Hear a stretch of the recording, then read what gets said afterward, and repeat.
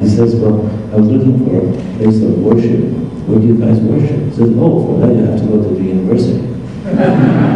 He goes to the university and he sees that people are lined up. He says, well, if you worship at the university, what happened to your professors and students? He said, for that you have to go to prison.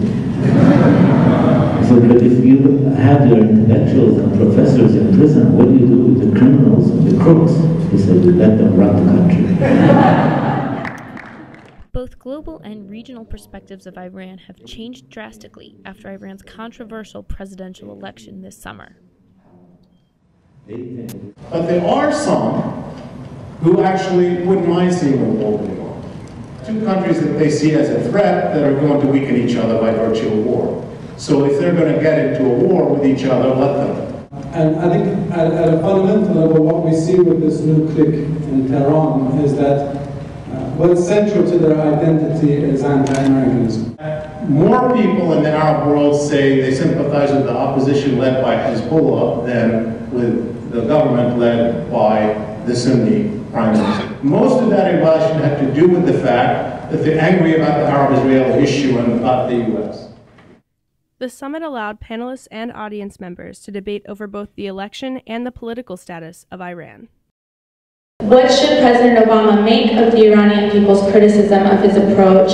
And is there even anything he can realistically do while maintaining his political strategy, or must he change his whole approach to Iran? Because to Iranians, the term Islamic Republic seems to underscore an appropriate distinction between the people and the government. Firstly, do you truly honestly believe that most people who live in a repressive society, that live under a brutal regime, will actually tell the people on the phone that, yeah, no, I'm against this regime? And do you honestly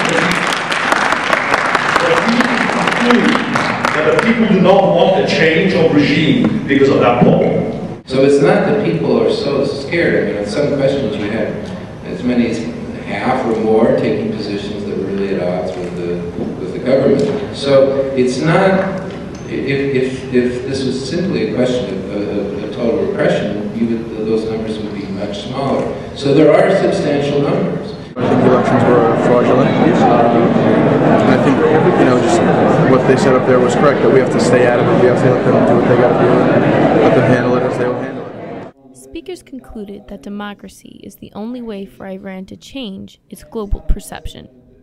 In my view, in Iran, in what can be only called a purgatory, the status quo ante is dead, but the future, which in my view cannot be but democratic, does not yet have the force, the wisdom, and the dignity to be born.